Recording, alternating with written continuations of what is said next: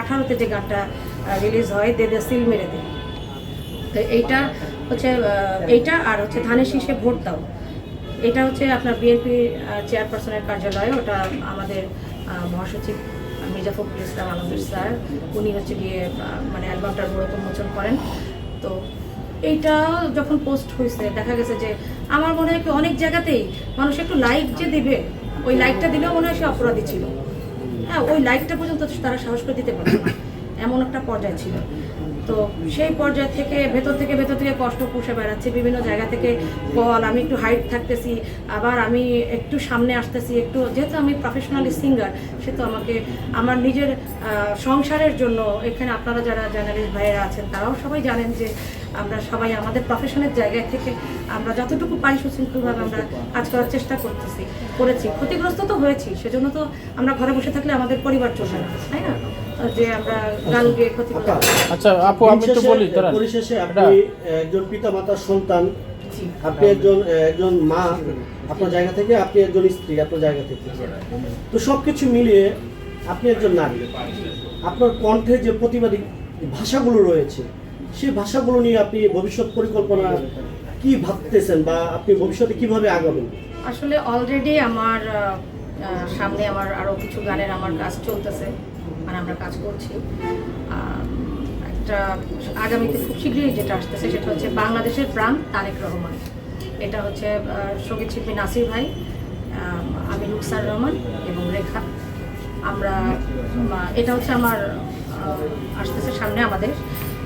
আর একটা গান যেটা আমার সলো, সেটা আসতেছে জিয়া তোমায় মনে পড়ে, তো এইটাও আমার একটা সলো গান আসতেছে সামনে। ইনশাল্লাহ চেষ্টা করবো এবার, এখন তো আমাদের কেউ গলা চিপে ধরার নেই, এখনও মানে কঠিন উদ্দীপনা দিয়ে উদ্যম নিয়ে আমরা শুরু করব এবং ভালো গাইবার চেষ্টা করবো, ইনশাল্লাহ সবার কাছে পৌঁছে দেবো এবং আপনাদেরও দায়িত্ব গানগুলো পৌঁছে দেওয়া। আপনার জীবনের প্রথম গান কোনটা, মানে যে গানটা দিয়ে আপনি মূলত আলোচনায় আসছেন, প্রথম গান মানে আলোচনার আসার গান নাকি একদম আলোচনায় আসার প্রথম গান কোনটা? আলোচনায় আসার প্রথম গান হচ্ছে দেদে জেল ভেঙে দে। আর শুরু কোনটা? শুরু গান হচ্ছে আমার 2007 সালে, হ্যাঁ 2007 সালে ভালোবাসার বাতি অ্যালবাম, তখন তো অ্যালবাম ছিল, তখন তো আর এই ইউটিউবে গান ইয়ে হতো না, তো ওইটা আপনার ডিজিটন স্টুডিও থেকে ইয়ে হয়, মানে আমাদের রেকর্ডিং হয়, মানে ভালোবাসার বাতি। ওটার মধ্যে আপনার গীতিকার সুরকার যারা ছিলেন আহমেদ রিজভী, অনেক ফেমাস যারা তারাই ছিলেন, হ্যাঁ আহমেদ রিজভী, তারপর আজাদ মিন্টু, রাজেশ, মাহমুদ জুয়েল, প্রদীপ সাহা, শামসুদ্দিন হীরা ভাই। তো আমার 2007-এই আমার যে অ্যালবামটি, তখন আসিফ ভাইয়ার হচ্ছে গিয়ে ওপিয়া ওপিয়া তুমি কোথায়, তো এইটার ধাক্কায় আমাদের অ্যালবামগুলো আসলে যারা আমরা ওই সময় ছিলাম, যারা সঙ্গীতার ব্যানারে বা বিভিন্ন সাউন্ডটেকের ব্যানারে যেগুলো অ্যালবামগুলো ছিল, মানে এটা তো একটা বিশাল ধাক্কা, সেই ধাক্কায় আমরা আসলে চটকে পড়ে গেছি। আমরা তো জানি আসিফ যে বর্তমানে কণ্ঠশিল্পী আসিফ বাংলাদেশের হাজারো নারীদের মানে প্রাণ, মানে নারীদের প্রাণ, মানে ভালোবাসার জায়গা না আমি বলবো নারীদের, কারণ নারীরা আসিফ ভক্ত একটু বেশি, হ্যাঁ আমি দেখেছি। তো আসিফও কিন্তু এই যে ইথুন বাবুর গান দিয়ে কিন্তু মার্কেট প্লেস পেয়েছে মোটামুটি, তিনি কিন্তু তার লেখা গানই মোটামুটি গেয়েছে মোটামুটি এই পর্যন্ত। প্রথম অ্যালবামটা ছিল, এরপর আর হয়নি। আসিফ ভাইয়ের প্রথম অ্যালবাম ছিল ইথুন বাবুকে দিয়ে, আর পরবর্তী সময় আর হয়নি। আচ্ছা কি বলবেন একটু বলেন, আপনার যে কোশ্চেনটা করলো আপনাকে।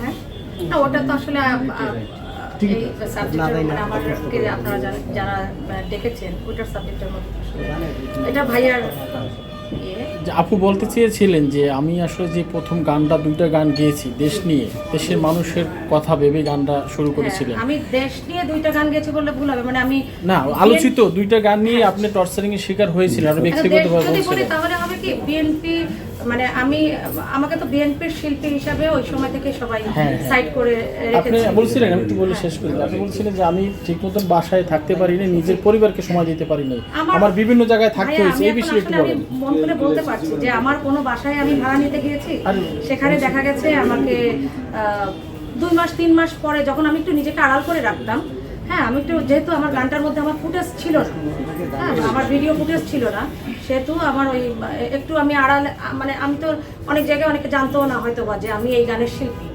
দেদে জেল ভেঙে দে গানের শিল্পী এই মেয়েটা, অনেকে জানতো না। তো সেই হিসাবে আমি প্রথমে প্রাথমিকভাবে আমাকে হয়তো অনেক বাসায় বাড়িওয়ালারাও জানতো না বা চিনতো না। তো পরে যখন একটা সময় জেনে গেল যে এই শিল্পী আমরা ভাড়া দিয়েছি, তখন ওনাদের উপরে কোনো ঝামেলা আসতে পারে, এই কারণেই বলে দেওয়া হতো আপনি বাসা ছেড়ে দেবেন আগামী মাসে।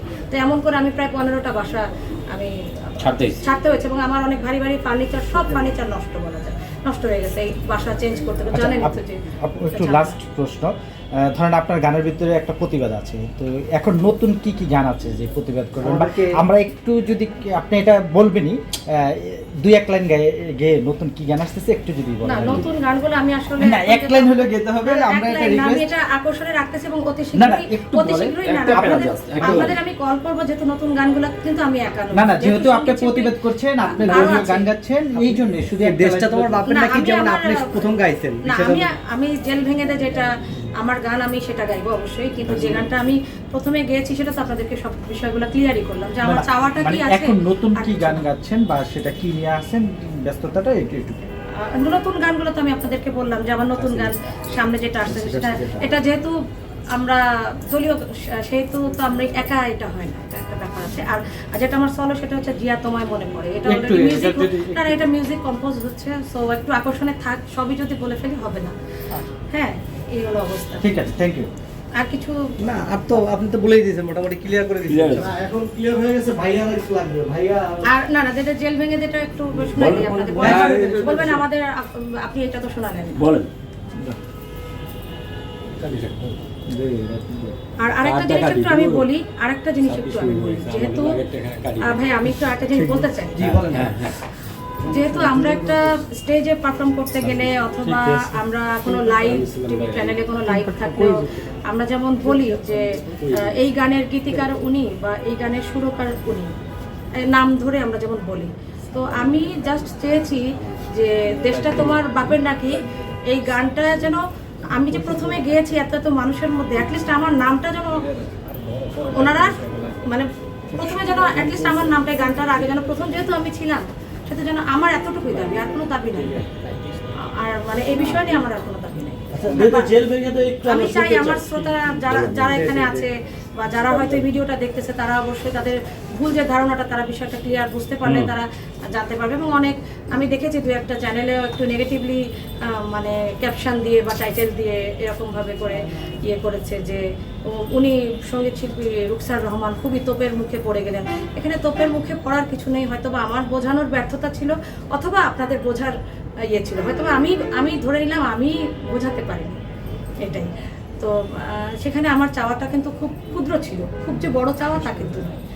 আর হ্যাঁ, জি, গানটা যদি 2 লাইন জেল ভেঙে দে 2 লাইন গান, 2 লাইন যদি গাইতে হয়।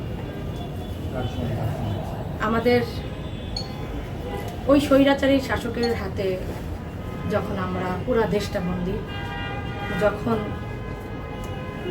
আমাদের গণতন্ত্রের মা দেশনেত্রী বেগম খালেদা জিয়া, যিনি অত্যন্ত নির্যাতন, অত্যন্ত, আমরা কিন্তু তাকে আমরা হয়তো এখন পেয়েছি অসুস্থ শরীরে, কিন্তু আমরা কিন্তু জানি না তার ওখানে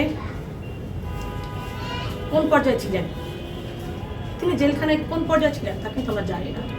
এবং যারা অনেক বড় বড় রাজনীতিবিদরা আছেন, তারাও যে ওখানে কিসের শিকার হয়েছিলেন, এই যে আয়না ঘরে, এটাও কিন্তু আমরা জানি না, তাই না? ওখানে কোন পর্যায়ে ছিলেন, কিসের শিকার হয়েছিলেন।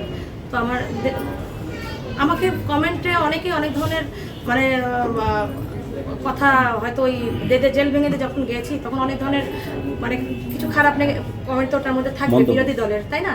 তো ও ধরনের কিছু কমেন্ট আছে, তো নেগেটিভ কিছু কথাও কমেন্টের মধ্যে আছে, কিন্তু ওটাতে তো আমি সার্থক যে আমি এতটুকু অন্তত করতে পেরেছি। আমি যে ওই সময় 2018 সালে গানের মধ্যে দিয়ে, কথার মধ্যে দিয়ে বলতে পেরেছি আর একটা যুদ্ধ চাই, হয়তো তখন সবাই অসহায় ছিল, বড় বড় নেতাকর্মীরা অসহায় ছিল। আচ্ছা গাইছি, আমি বলছি যে বড় বড় নেতাকর্মীরা অসহায় ছিল, এটা তো আপনারা জানেন যে তারা যে কোন মানে গণতন্ত্রের মাকে মুক্ত করার জন্য তারা কিন্তু সবাই অনেক ইয়ে করে সংগ্রাম করেও তারা অসহায় অবস্থায় ছিল। তখন হয়তো আমি কণ্ঠ দিয়ে যুদ্ধ করে তাদের সাহসটা জুগিয়েছি, এতটুকুই তো। কিন্তু আমার কাছে এটা অনেক বড় কিছু। তো আমি গাইছি ঠিক আছে, শুরু করুন। ইথুন বাবুর কথায়, এবং ইবি মিউজিক থেকে গানটি রিলিজ হয়।